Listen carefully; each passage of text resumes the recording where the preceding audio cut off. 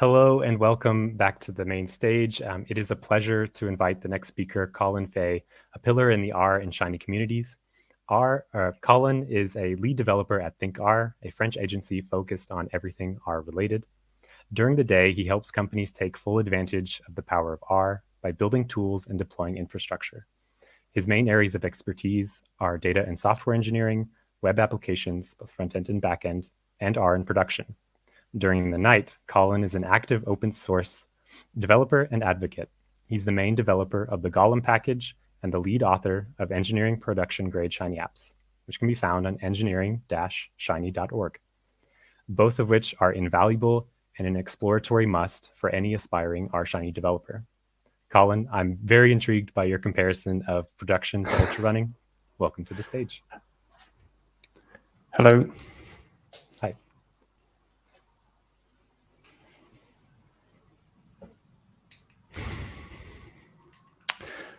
I've always been a sporty kid.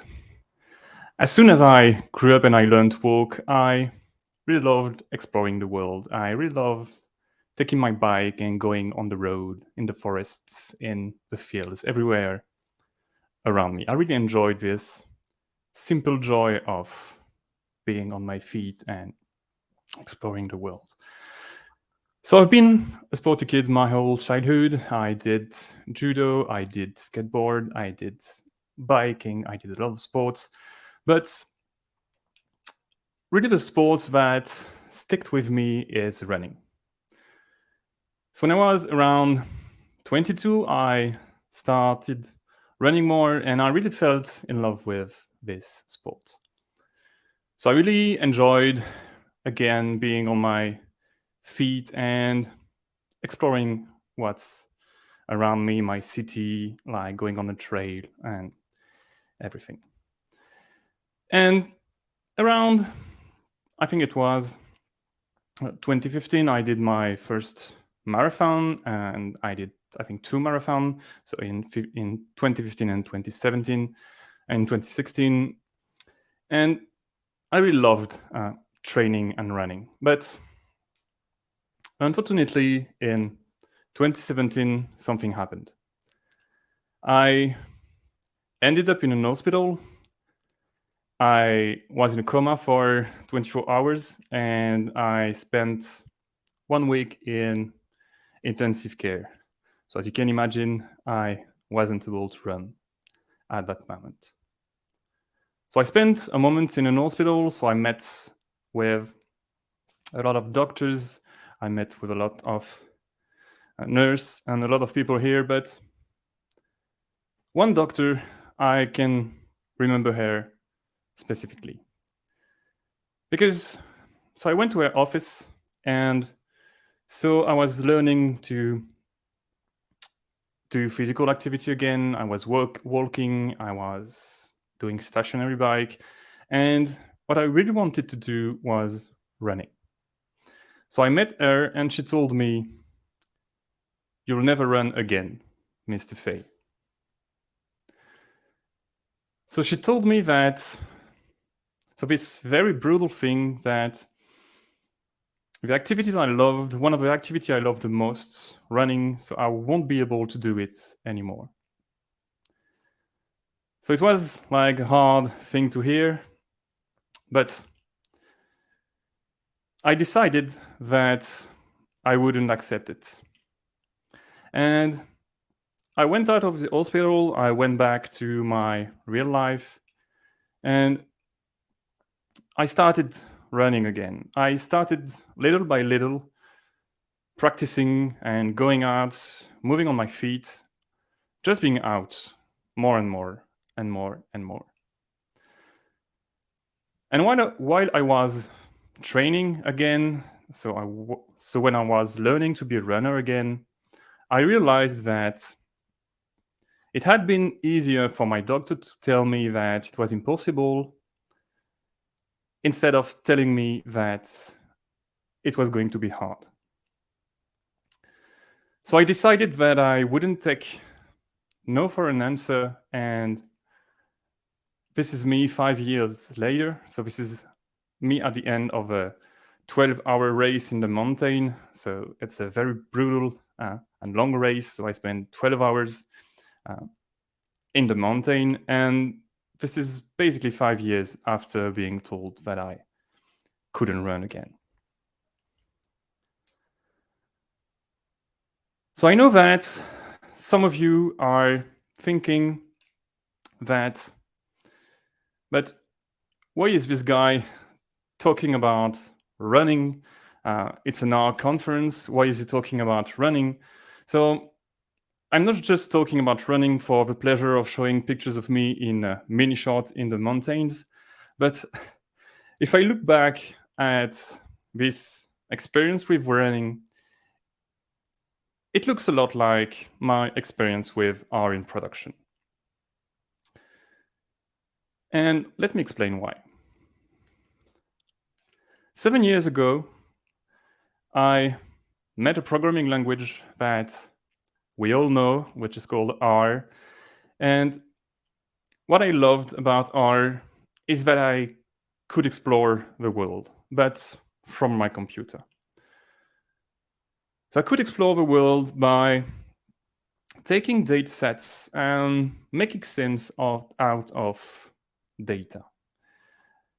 So I was able to take large CSV or connect to some database and create graphs, and it felt easy. It felt easy, and I felt very empowered by this language.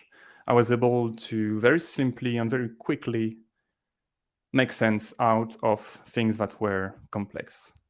I was able to explore the world thanks to this programming language. So I really loved that power that it gave me.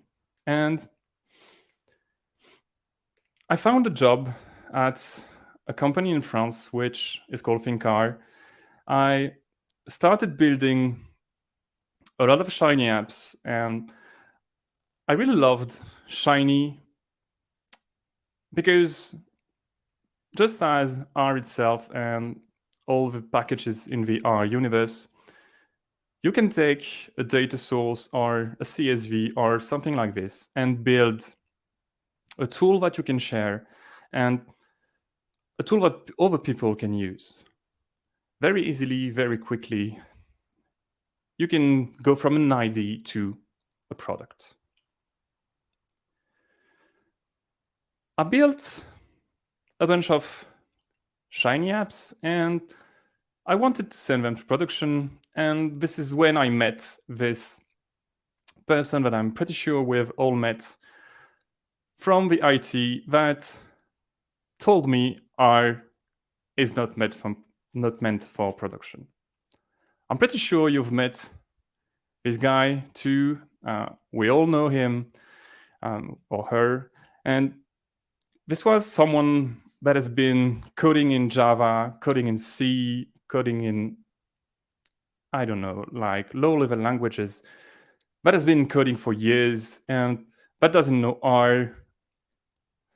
And that just tells you that it's not possible to use it for production.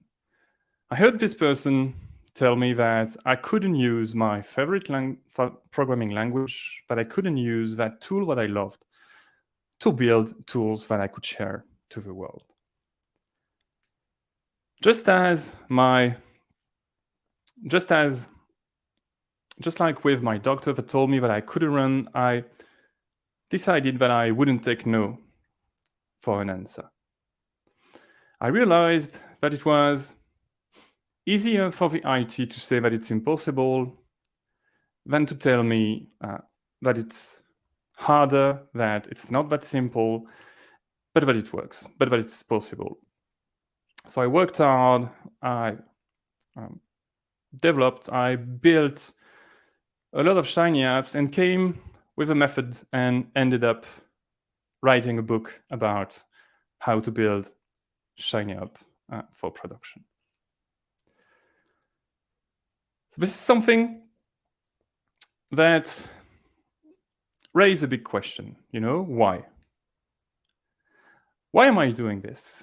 Why am I running for 12 hours in the mountain? Why am I building shiny apps, even though it might be easier to do it with another programming language? Even more, given that basically no one cares that you run an ultra, and I like to think that no one cares that you use R in production.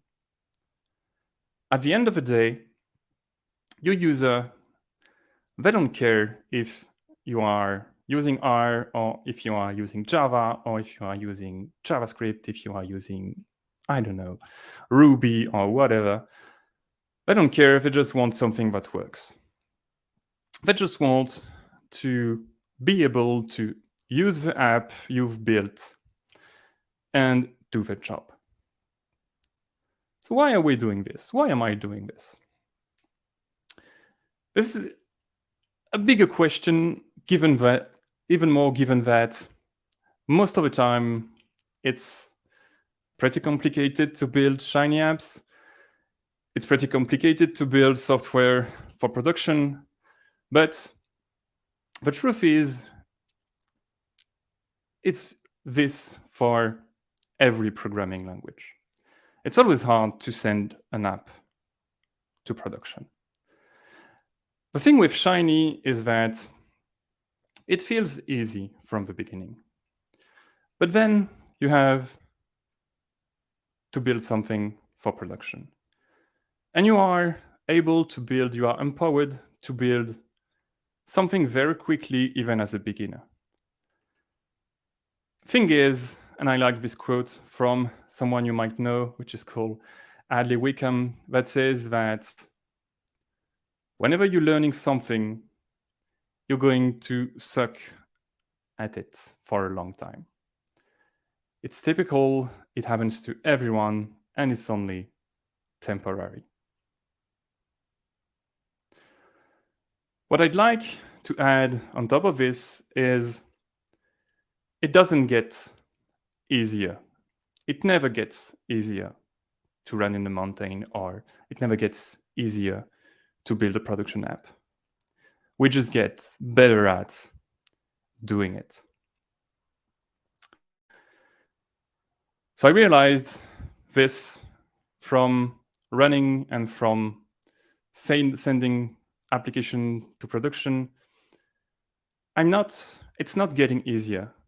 It's never easy to run for 12 hours. It's never easy to build an app that I'm sending to production. It's always hard. But I'm getting better, I hope, at doing it. Along the way, I've learned a bunch of things, and if I'm here today, it's because I want to share some of the truths I've learned to embrace while becoming an ultra runner and while becoming a production software engineer. So the first thing I've learned and that I want to share with you is that the devil is in the details. Let's get back to this race. So this is me at the end of the race last summer.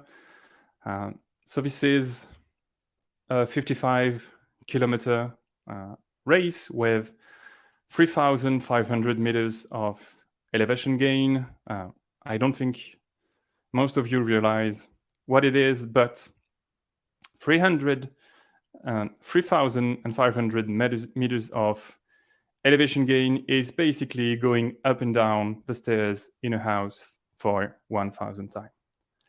So it's kind of a lot of up and down. So it was a brutal race in the mountain. As I said, it took me 12 hours. It rained for the first 8 hours.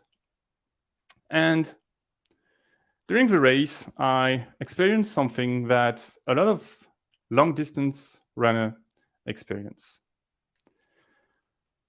So I was at the top of this hill. As I said, it was raining, so at that moment, it has been raining for, I think, 6 hours. I was wet everywhere. My t-shirt was wet. My socks were wet, my shoes, my backpack, my cap, everything was wet. And at that particular moment, on the top of a hill, I started feeling something in my shoe. This is something that we all know, something very tiny that even if you're not a runner, you know that it hurts. So I felt this small thing coming, which is a blister.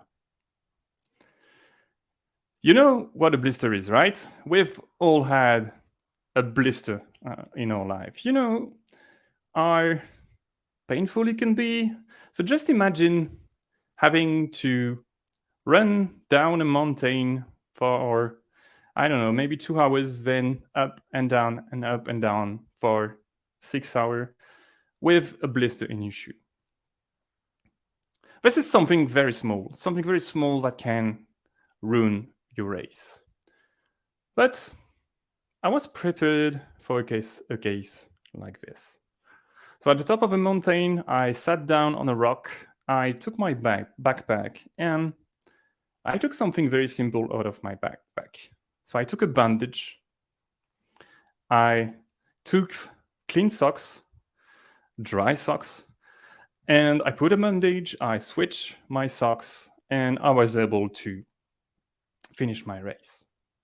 So something very small could have ruined my race, but something very small also saved it.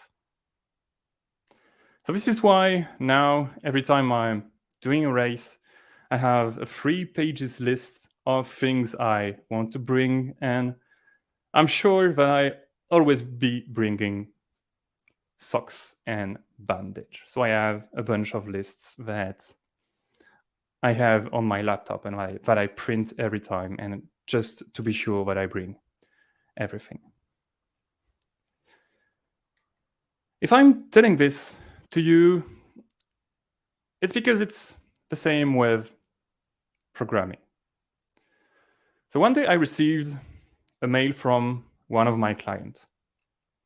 So we had built a Shiny app where you had a leaflet map, and the user was able to click on the map, and it called an external API just to get the address of based on the geolocation. So it worked on my machine, it worked on my client's machine, and then we decided to send it to production, and it stopped working. It didn't work on the production server. I called the IT, and we tried to make sense of it. Why is it working on my computer and not on the server? And after a bit of discussion, we realized that the production server didn't have access to the internet. Yes, something that nobody has thought before. Nobody in the software engineering team had imagined is that now the production server doesn't have internet. So this is something very simple, like an internet connection, and it basically just makes your app stop working. I had built I thought it was a smart process that could call an API, and basically it didn't work on the server just because the server wasn't connected to the internet. That's why now I'm always taking some time to build these kind of schemas, so I don't expect you to make sense of this one, of course. But the idea is that I spend a lot of time getting prepared, because shit will happen when you send things to production. Basically, something will go wrong. And the more you get prepared, the more you are spending time thinking, spending time using the tools that will help you build an application with solid foundation, the better. So you can use Column, you can use Rhino, you can use whatever framework you want, but basically don't start out of the blue. Get prepared. And if you can just remember one thing from this point is that you should expect the unexpected, because it will happen. The second thing I've learned to embrace is that it's not only about it. 3 years ago, so I started running more and more. I was reaching something like 50 or 60 kilometers every week, and I started to feel a pain in my knee. So I went to a doctor just to to know what was happening. So my knee was hurting. I couldn't run, and she told me that the issue with runners is that they only want to run. But when you reach a certain level of kilometers, a certain number of hours running, you can't just run. You are going to hurt yourself. And this was true. I was just running. So in 8 years ago, I was just running, but right now I've learned my lessons. I'm doing weight training, I'm doing climbing, I'm doing biking, I'm doing a lot of things. I'm doing different activities just to help me build myself a stronger body and be able to endure these long races. This is more or less the same with software engineering. When I started building Shiny apps, I was building sandcastles. I was sending things to production that just broke. Whenever we had a new feature, it just broke something else. When we needed to update, something break. Basically, we were building sandcastle. I was building sandcastle, but I was doing this because I was just coding. I was just writing code all day. I've come to realize that it's not only about coding. It's also about writing tests, writing documentation, checking code coverage, doing meetings with your clients. It's not only about coding. It's also about blending a lot of different things, but this is for the best. So if you need to remember something from this point, it's that it's a blend. It's not just about coding. It's about a lot of other things. And we are doing this for the better. Third thing I learned to embrace is that there are always going to be things that nobody wants to do. When it comes to running, if you go on Instagram, you are going to see these kind of pictures. So either this or picture in the mountain. So this is a picture from a race I did in September last year. So we were going around an island. So it's an 82 kilometer, I think, a race. So it's in Brittany, and we're going around an island, and we can see these beautiful pictures of sand and the sea, and it's really beautiful, and it's the kind of thing that works well on Instagram, you know. But the thing is, in reality, so you have this on Instagram, but the reality of training, it's sometimes you are running in the fog, you are running under the rain, you are running in the cold. I'm doing these kind of trainings where you're going up and down an hill for an hour and a half just up and down, so it's basically boring. The landscape is horrible, but it is part of the process. It's part of learning to train and learning to run under bad conditions. It's part of the process. Because the day of the race, if I start running and it starts raining, I have to be able to endure it. I have to be able to run in the cold, to run under the rain. And this has to be part of my training process. But I'm doing this so that the day of a race I'm able to endure bad condition. But I really don't want to do it. I really don't want to go run under rain. I really don't like training in the fog or in the cold. And it's more or less the same with software engineering. I'm pretty sure a lot of you're basically just like me. You're in software engineering because you like, just like me, to write code. You like taking an idea, writing a code, and seeing it live. This is the part of my job that I love the most. Being able to take an idea, being able to take something that someone wants, turning into code, and make it take life. But some of what I do today, some of what I do today is not just coding. It's also writing tests, as I said before. It's also writing the documentation, spending time in meetings. But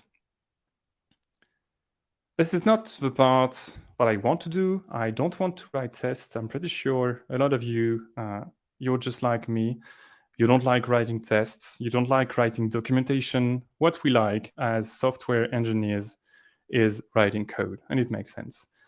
But we're not writing tests. We're not writing documentation just for, some kind of masochist desire. We are writing code, we are writing tests because we want to prevent from being faced to this kind of horrible situation. So this is from an app that I sent to production. So it's a while back.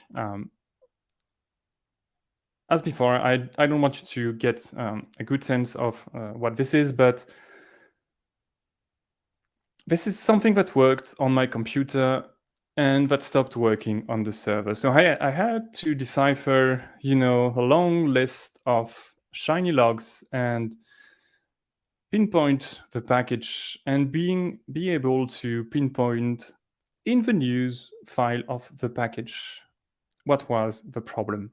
And the problem was something that all software engineers encounter in their life is breaking changes. Breaking changes is part of the life of a software. All packages, all softwares are at some point in time going to have breaking changes. The only way to be able to prevent from being faced to these kind of horrible logs and having to decipher the news file and staying aware of what is changing, or getting called on a Monday morning from someone saying that the Shiny app has stopped working. This is the reason why we are using tools like Testvat, unv, or any other tool that can prevent from being faced to breaking changes. So I don't like writing tests. I don't like using unv. I'm pretty sure a lot of people are like me. It's pretty complex to use unv to find a way to make it work in production, but I'm using it because I know it's good for me and I know that it's going to help me send my app to production and be secured about what I do to production. So what I wanted to say in this third point is that the pain from today is tomorrow's success. The things that are hard to do today, they are what make, your race successful or your deployment successful. It's kind of hard because we don't want to do it. We don't want to write tests. We don't want to use our env. We just want to write code. But this is what makes an application successful on the long run.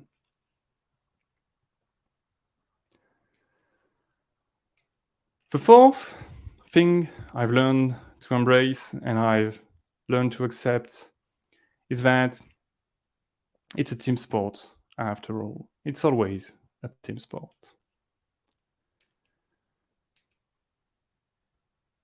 This is a picture of me running in the mountain in Corsica. So I was alone this day.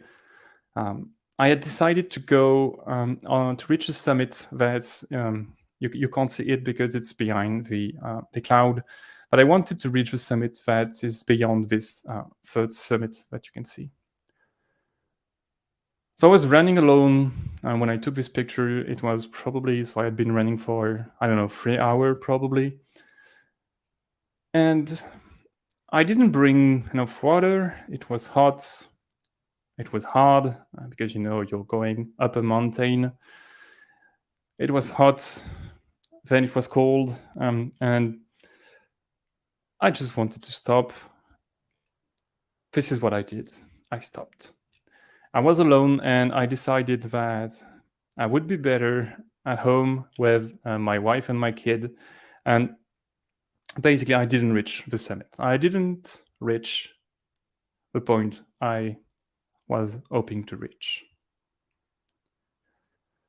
I was alone there, but things can be different if you are with a team.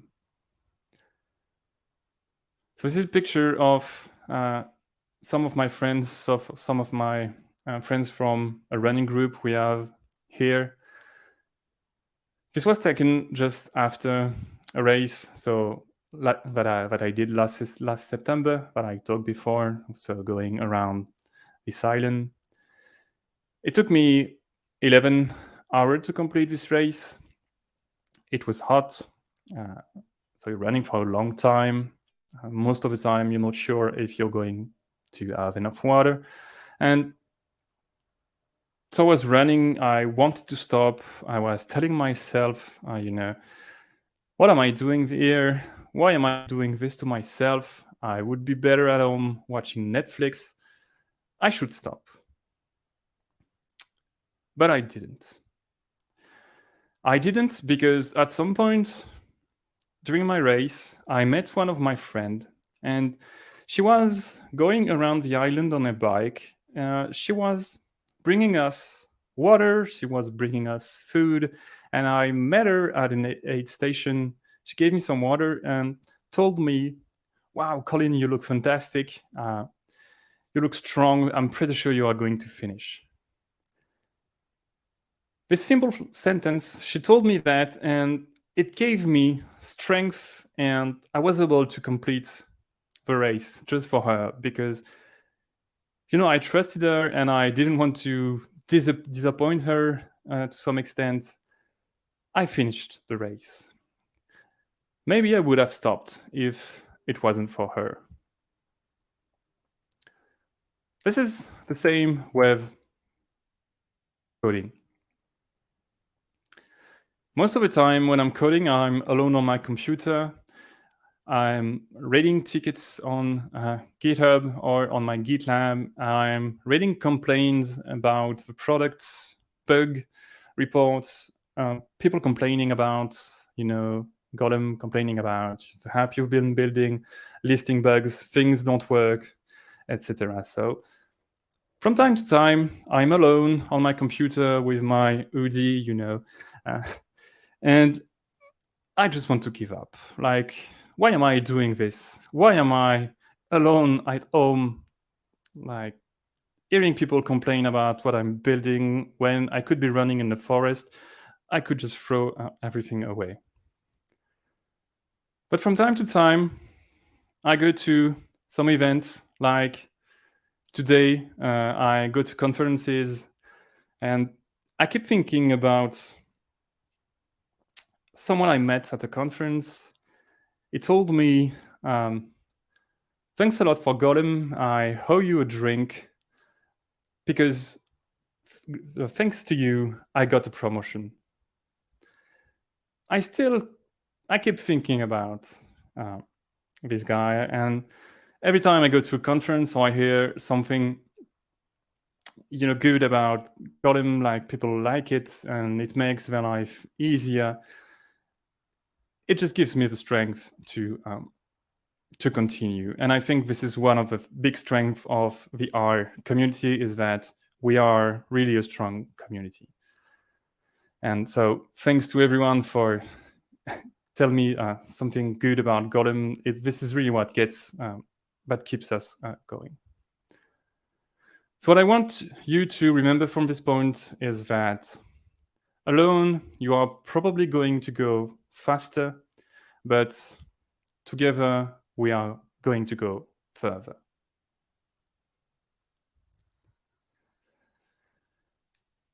And finally, the last thing that I've learned to embrace, the last truth that I've learned to accept, is that we learn the hard way. You can listen to any advice, you can go to any blog post, any YouTube channel. You are still going to hurt yourself because you haven't listened to advices. I'm watching a lot of YouTube video, I'm reading a lot of books, but I'm still trying my way. I'm still going too fast, I'm still going too far. And from time to time, it hurts. But, I learned the hard way. It's kind of true. It's kind of the same with programming.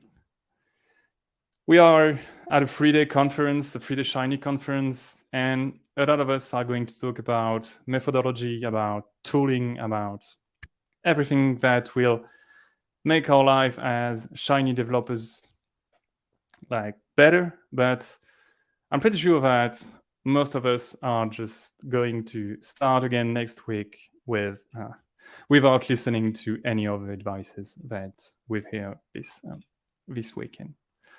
So I'm pretty sure that we learn the hard way. And one thing that I want you to remember from this last point is that it's okay to fail. It's part of a process. And most of the time, we are learning the hard way. And my last trick for production, and you probably just will remember this one, because most of the people at the conference, they just remember 3% of what they have heard.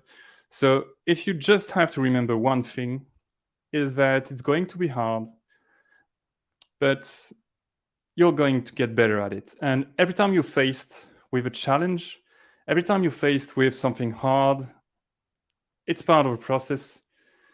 Remember that you're not alone fighting with code. You're not alone fighting with reactivity. You're not alone fighting with Docker or with the IT.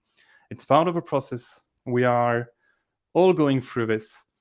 And just think about me, doing uphill training under the rain, and remember that you're not alone. So this is my last trick. Just think that you are not alone. And this is one of my tricks for ultra running. Every time I'm doing ultra running, I think about my doctor. I think that she told me that I couldn't do that anymore, but here I am running ultra, and I'm pretty sure that I'm going to be thinking about her this weekend, because I'm running a 115-kilometer race that starts on 11 p.m. on Saturday. So I'll be thinking about her. And as it's a team sport after all, please send me some good vibes here in the chat or on Slack or on Twitter, and I'm pretty sure this will definitely help me go through this hell. Thank you. Colin, that was a lovely structured presentation, and there is lots of love pouring in for Gollum and for all of the work that you've done in the chat. So please keep going, keep creating, and keep inspiring. That's the closing from the chat there. We do have some questions coming in, and if you have questions in the chat, please proceed to filling them through. So starting out, we have from Marlene. Colin, what was the very first thing you did in R that made you feel so empowered, or that it was easy? Yeah, so well, I started learning R because I opened a blog about open data in Brittany. So basically, we were one of the region in France that started opening data a lot, but it was just a bunch of big CSV files. And I wanted just to make sense out of it, just to explore. So I opened this blog and I started doing ggplot2 and things like that. So it was the very first thing that I did with R. Wonderful. And from John, we have a question. Do you have an answer when ops says you can't deploy R because they don't know how to maintain it? That's a tough one, but this is true, I think, whatever the language, because maybe ops, they just know Java or JavaScript, or I don't know. But if you have something in Go, they might don't know Go. Or one other way I think that helps being with ops is if you send them a container, because Dockers, you build a container and you send them a container, so we just have to deploy the container. But yeah, it's kind of hard for them, but it's not specific to R, I suppose. If you are, I don't know, writing Ruby or they don't know Ruby. But yeah, so I don't think this is specific to R. So we try to make them understand that it's not specific to R. It's just that they don't know it, but they don't know a lot of other programming languages. But that, they can still come to us. So if we want to maintain and just doing new features and stuff like that. Mm-hmm. Great. And from Eric, we have a question. Do you find it difficult to shift your cognitive mindset between these different tasks? Because he states, I have a hard time jumping back and forth between code dev, project management stuff, and meetings, etc. Yeah. Yeah, I think this is kind of hard. I agree. I find it hard. So I try to separate the tasks, just for example, I have alpha day on meeting, then I have a break, I go for a run, and then I'm coding in the afternoon. So I try to have a break in the middle just to be sure to, reset my mindset. I usually go outside and start something new. But yeah, I try to really, contain everything. So just this morning we're doing this, then break, then I'm doing something else. And it's important also, so we've switched to a way of working where everything, we try to make our clients, open GitLab issues and discuss on GitLab, so we're not interrupted when we code. So if they have questions, they can write it in the tickets, and then you can go back there when you are ready to work on this. So, but yeah, it's a hard thing to do. I usually try to take a break between a meeting and coding, and if I have 2 hours of coding, I try to stay focused. And yeah, if my client has a question, just okay, let's schedule a meeting then after my focus time. But yeah, it's kind of hard to switch from one thing to another. Mm-hmm. As with most things, I think. Yeah. So additional questions here. How would you describe your go-to aid station when developing production apps? Oh, the aid station. The aid station, one thing that I try to do is to deploy as frequently as possible. So I think my aid station is, so I have my dev branch, I do a feature, I merge, I deploy. So I go to my production server, so or sandbox server, and I try to deploy as often as I can, just so that I'm sure that this new feature doesn't break and I don't have to, I used to write some code for 6 months, deploy it, and just fix like a ton of bugs. But now so it takes, I don't know, probably at some point it takes 15 minutes to deploy every time, but I merge a feature, I push it, and I just make sure that everything works because it's easier to fix at that moment. So my head station is sending to production, I suppose, just so that, I can fix things very quickly instead of, spending 1 week fixing bugs because I've spent 6 months without deployment. Great.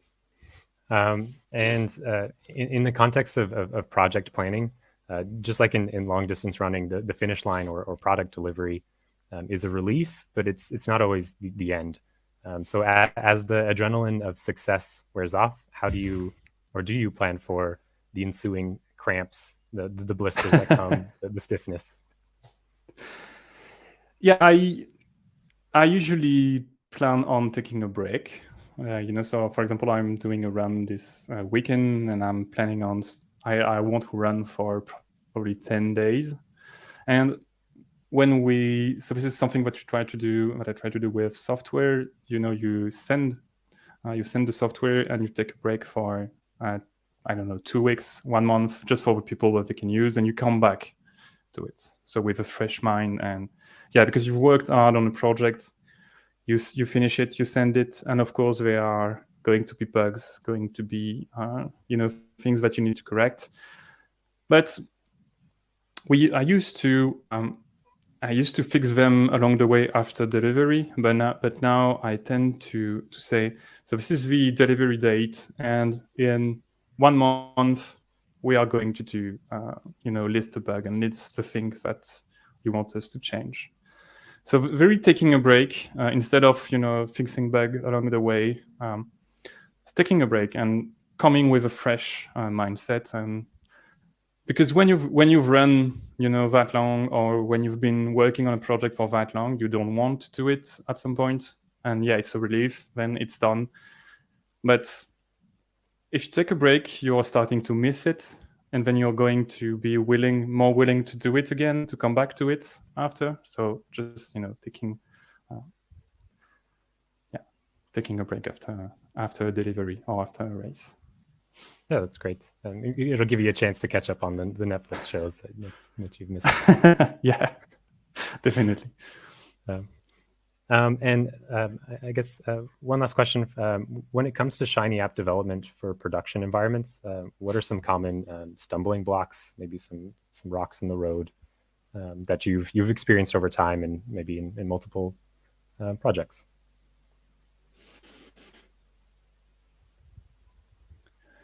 I think one of the complex thing is what I've learned to accept is that when you cut a project, it's going to take longer than you think it's going to take, because a lot of things happens along the way that are unexpected. So I try to focus on doing small steps, small things, and taking them as they come, because most of the time when people, project manager come with an idea like, I want an app that does this, and then 6 months after that, it's really different. So basically, if you just spend the 6 months coding for what they want, it's going to be very difficult for the delivery, because when they send it to the user and when they're trying to use it, they change their mind.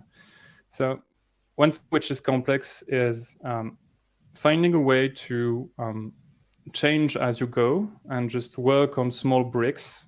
And this is also why I deploy every time. It's I'm in a discussion with my client, so I build a small block, I send it, is this what you want? What's the next thing you want me to work on?